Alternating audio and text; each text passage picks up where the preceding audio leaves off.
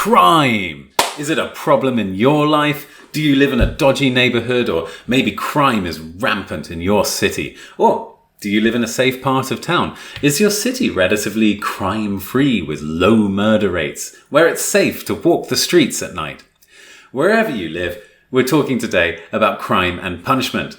That means we're going to look at words and phrases like make a run for it, getting charged, 50 hours community service, walk away with a caution, got off with a fine, restorative justice, and the long arm of the law, and many, many more. So yeah, what are we waiting for? Let's talk about crime and punishment.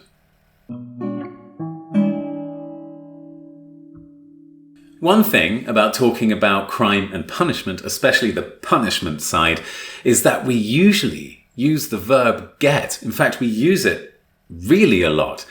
And I guess this makes sense because when you get punished for something, or when you get a punishment, you're on the receiving end, right? The police or the judge or the jury is giving you something and, well, you get it. So maybe you get arrested for committing a crime. This involves the cops, or if you insist, the police, catching you first, right? So maybe you decide to make a run for it and try to lose the cops. It might even end up in a thrilling car chase if you're lucky. But eventually, probably, you get caught. Whether you're under suspicion for a serious crime like murder or a petty crime like littering, that's just dropping rubbish on the street. When you get caught, you get arrested.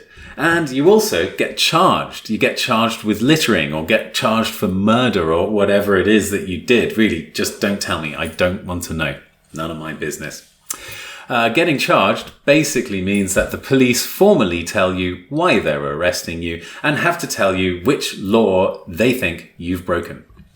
By the way, all of this getting caught, getting arrested, getting charged thing, all of this has one useful little phrase to describe the whole thing. And that's get done. Yeah, get done. So you might get done for littering, or you can talk about how your best friend Jemima almost got done for singing too loudly in Oklahoma, or how you got done for wearing a red t-shirt on Tuesday in Idaho, or whatever stupid weird law that you might be breaking. Speaking of weird laws, there really are some very strange laws out there. There are some weird things that are against the law, things that are illegal. Inexplicably. For example, in Singapore, chewing gum is banned. It's against the law to feed pigeons in Venice. Swearing in the UAE is completely forbidden, which is f***ing weird. And in Poland, you can't wear a Winnie the Pooh, Winnie the Pooh, you can't wear a Winnie the Pooh t-shirt anywhere near a school. Why? Because Winnie the Pooh doesn't wear trousers. But somehow Donald Duck's okay, which is complete madness. Madness. What are you doing, Poland? Anyway, so if you break any of these laws and you get caught, arrested and charged, you go to court. If you're found guilty, you get convicted. And once you get convicted, you get a criminal record, which means that the next time you get in trouble, you might get a harsher punishment. When this happens in a court, you get sentenced, or you get a sentence, which is the formal announcement of your punishment. You might get sentenced to life in prison, or simply get life. Very bad result there. Or you might get sentenced to 50 hours community service. Or simply, you might get 50 hours community service. Not as bad. This is when you have to do some public work of some form, like cleaning the streets or helping old people, or something that gives back to society. Or you might just get a fine, which sounds good, right? Like, how are you? I'm fine. But this isn't fine. If you get a fine, it's not fine. It means you have to pay money as a punishment. Sometimes you'll even have to cough up thousands of pounds. But if it's your first offence, you might get really lucky and just get a caution. Or you might say that you walked away with a caution. This is basically the judge saying, don't do it again. And some people might even consider it just a slap on the wrist, a sort of non-punishment. However, the worst sentence you can probably get is the dreaded death penalty. Getting sentenced to death is something that still happens to an alarming number of people in the, let's say, harsher parts of the world. Places like Botswana, Kazakhstan, Belarus, and the USA. If you do get a prison sentence, you probably won't have to serve the whole sentence. If you don't get into trouble while in prison, you might get time off for good behaviour, meaning that you might get to leave the prison early.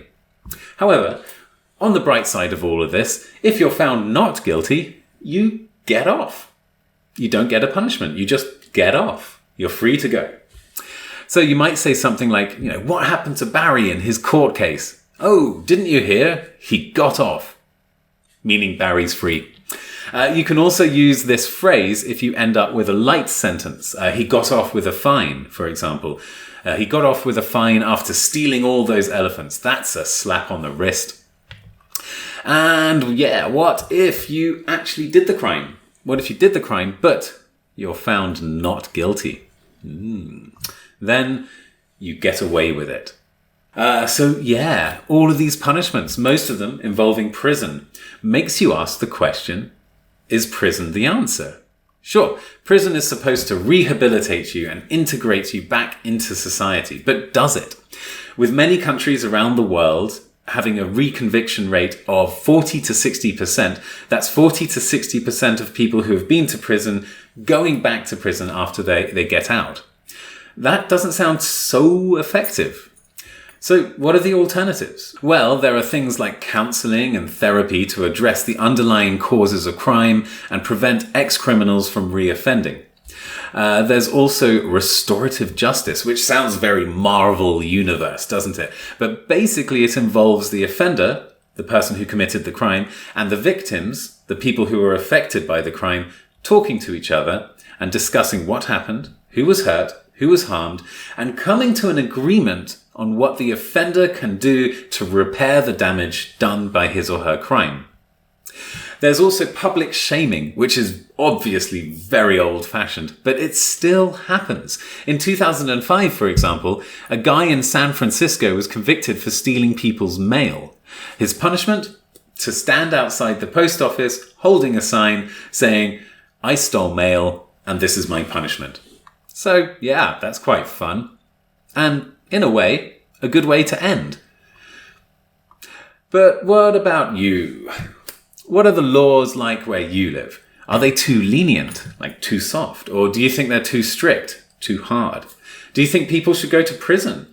How do we deal with difficult members of society? Should we show them the long arm of the law, or should we take a softer approach? Let me know in the comments where you stand on this. And yeah, let's talk about crime and punishment. But meanwhile, before you go, it's YouTube. We all know the rules of YouTube. You're still here. You liked the video, I'm hoping. Little click, like and subscribe. You know the deal. You know the rules, the YouTube rules. We all die if we break them. But yeah, thanks for watching. And it was good to talk about crime and punishment with you. I'm looking forward to hearing your responses. Meanwhile, ciao for now.